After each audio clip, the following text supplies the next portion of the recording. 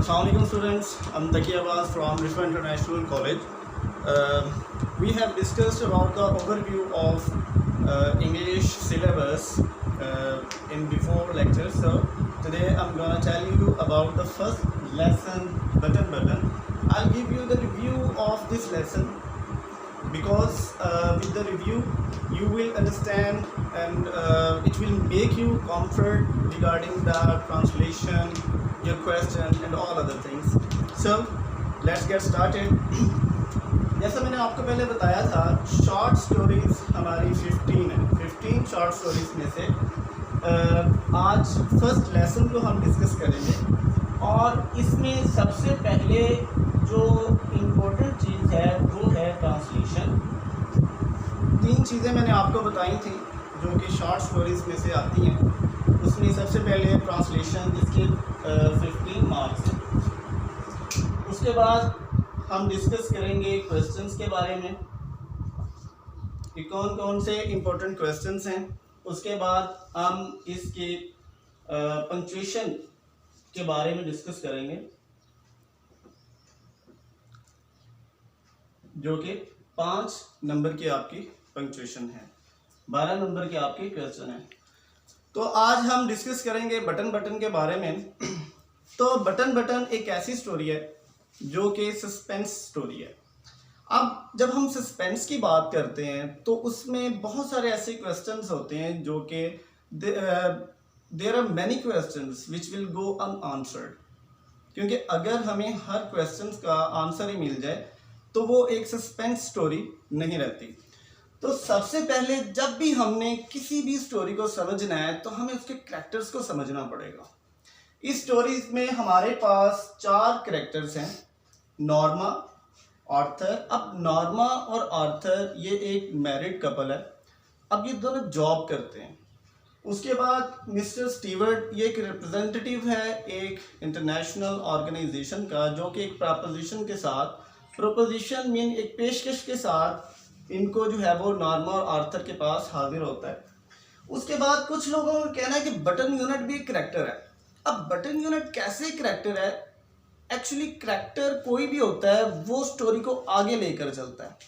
तो इसमें पूरी जो स्टोरी है वो हमारे इस बटन यूनिट के गिर्द घूमती है, इसलिए हम इसको भी एक करैक्टर कंसिडर करेंगे।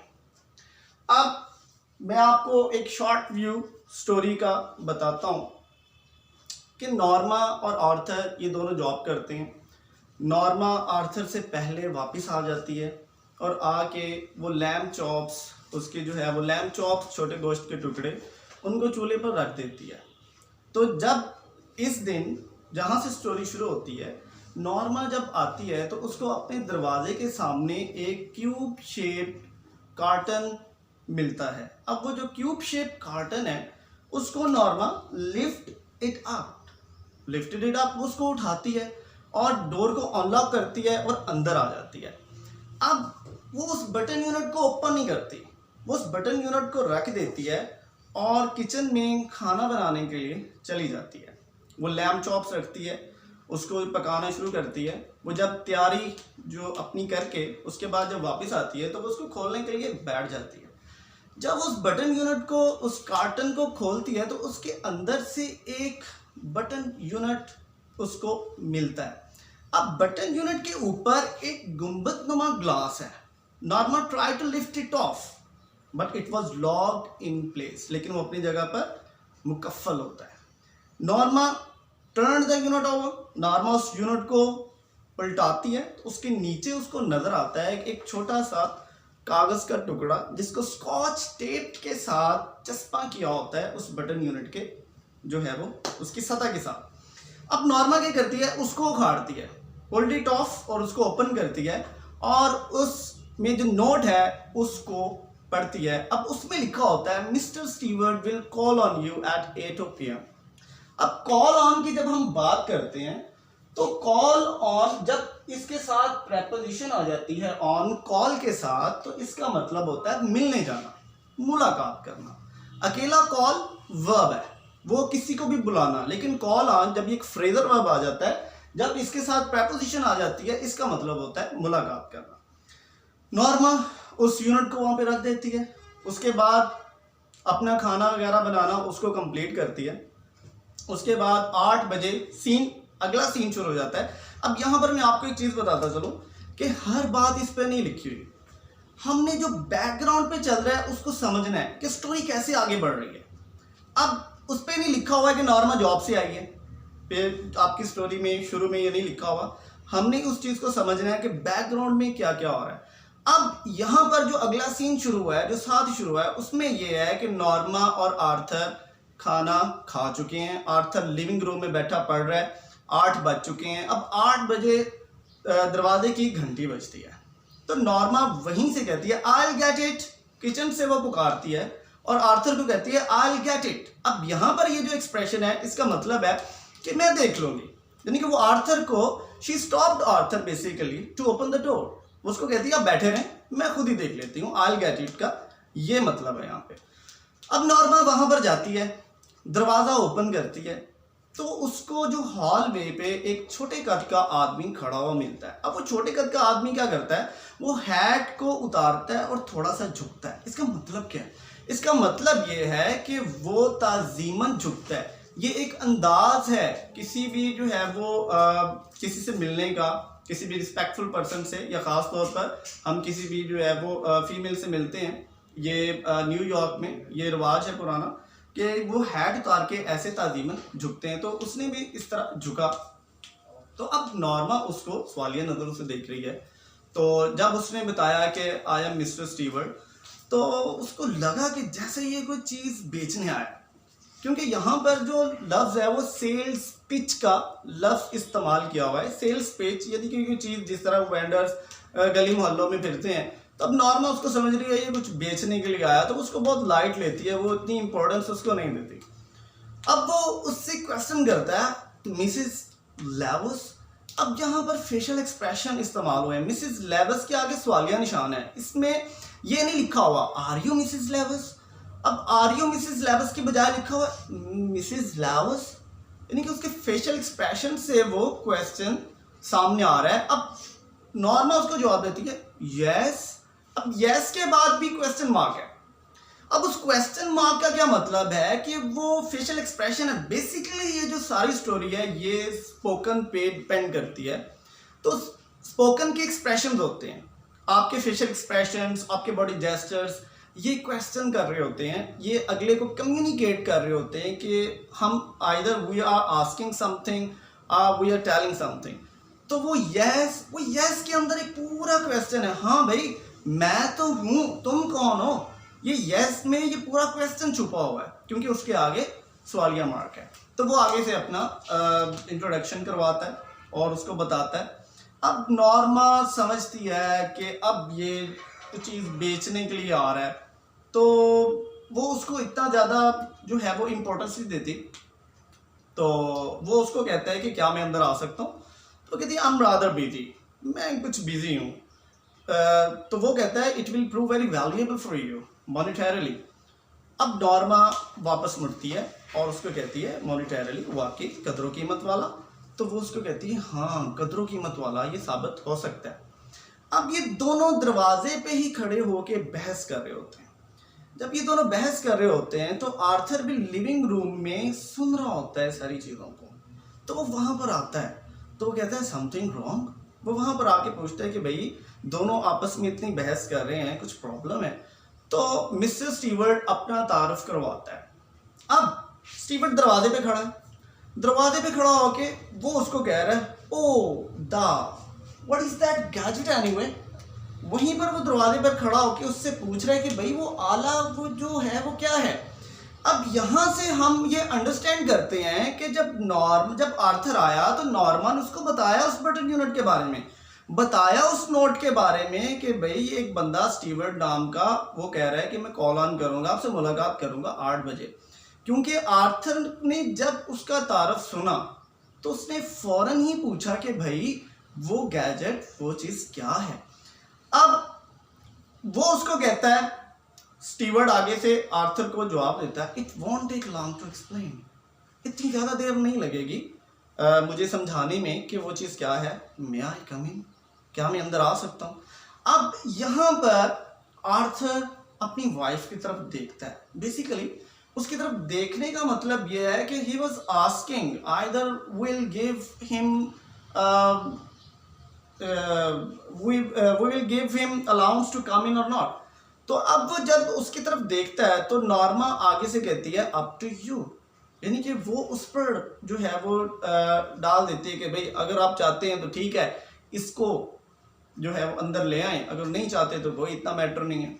तो वो थोड़ा सा हेजिटेट करता है यहाँ पर, तो वो कहता है कि ठीक है आप अंदर आ जाएं। अब जब वो अंदर आता है स्टीवर्ड, तो वो नॉर्मा की चेयर पे बैठ जाता है। वो अपनी कोट की साइड पॉकेट से एक एनवेलोप निकालता है। यहाँ पर एक चीज आप लोग ध्यान में रखिएगा, एनवेलोप जब नाउन है तो ये एनवेलोप है। जब हम इसको एज अ वर्ब यूज करते हैं, अब ये देखें इसके स्पेलिंग भी डिफरेंट हैं, उसमें ई नहीं आ रहा। अब हम इसको एज अ वर्ब यूज कर रहे हैं तो हम इसको कहेंगे इन्वेलप। ये हम अक्सर गलती करते हैं कि हम उस जो खाकी लिफाफा होता है उसको इन्वेलप कहते हैं, हालांकि इन्वेलप वर्ब है। एनवेलोप, एनवेलोप इसका नाउन है। तो वो एक एनवेलोप निकालता है, उसको कहते हैं कि इसके अंदर की है जो कि उसको ओपन करेगी। हमने लास्ट में पढ़ा कि वो मुकफ्फल था अपनी जगह पर, वो जो गुंबद नमा जो शीशा लगा हुआ था वो अपनी जगह पर मुकफ्फल था। अब वो उसी जो मुकफ्फल था वो लॉक था, तो उसकी वो की कहता है कि ये उसकी की है। आप इस बटन को दबाएंगे तो कहीं पर भी कोई भी बंदा जिसको आप नहीं जानते होंगे वो मर जाएगा और आपको उसके बदले में $50,000 मिलेंगे। अब यहाँ पर सस्पेंस क्रिएट हो गया, यहाँ से स्टोरी जो है वो सही इसको जो है वो अपने अरूज की तरफ जाती है। यहाँ से अब सस्पेंस शुरू हो गया। अब रीडर भी यहाँ पर सोचने पर मजबूर हो जाता है।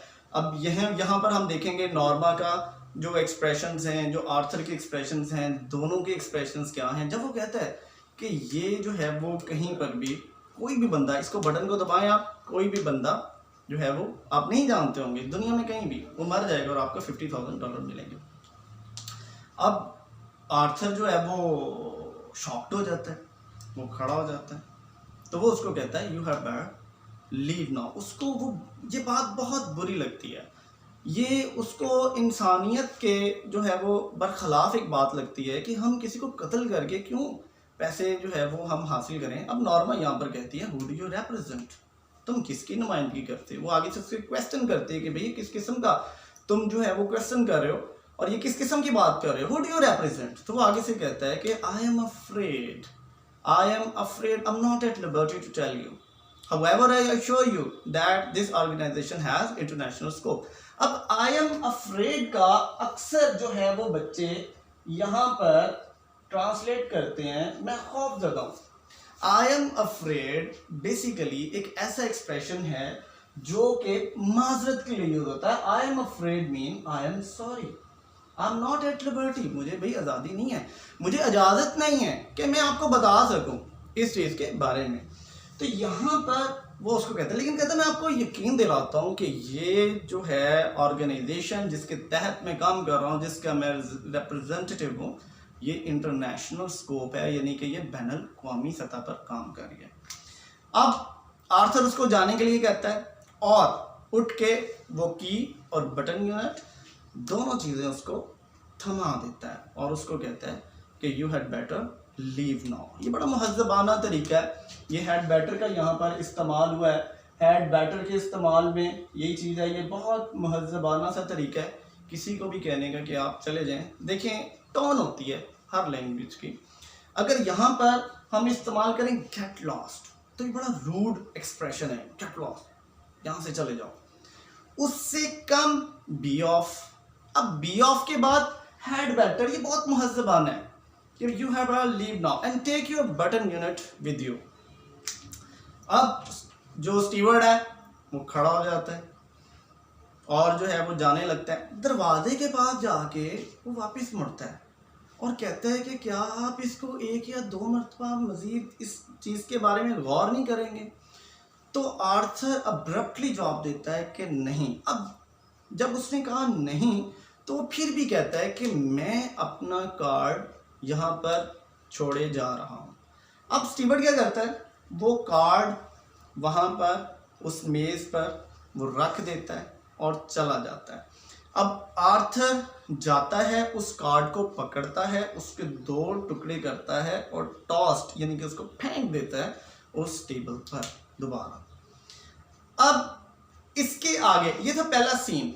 पहले सीन में हमें क्या पता चला कि नॉर्मा आई, उसने उस बटन यूनिट को देखा, उस पे उस नोट को देखा कि स्टीवर्ड मिलने आएगा। अब स्टीवर्ड उससे आके मिला और उसको उसने पेशकश आगे रखी कि ये जो मैंने बटन यूनिट भेजा है इसको दबाने से कहीं पर भी कोई भी बंदा जिसको आप नहीं जानते हैं वो मर जाएगा और आपको उसके $50,000 मिलेंगे।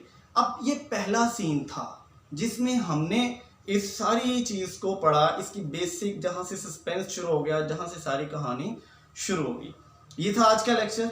अगले लेक्चर में मैं आपको बताऊंगा कि आर्थर का क्या रवैया था और नॉर्मा का क्या रवैया था इस पेशकश के आगे। उसके बाद इन दोनों की आगे क्या सोच थी, नॉर्मा ने इसके जो है वो पेशकश के जवाब में क्या कहा और आर्थर ने इस पेशकश के बारे में क्या कहा, ये सारी चीज़ें मैं आपसे डिस्कस करूंगा नेक्स्ट लेक्चर में। तब तक के लिए अल्लाह हाफिज़।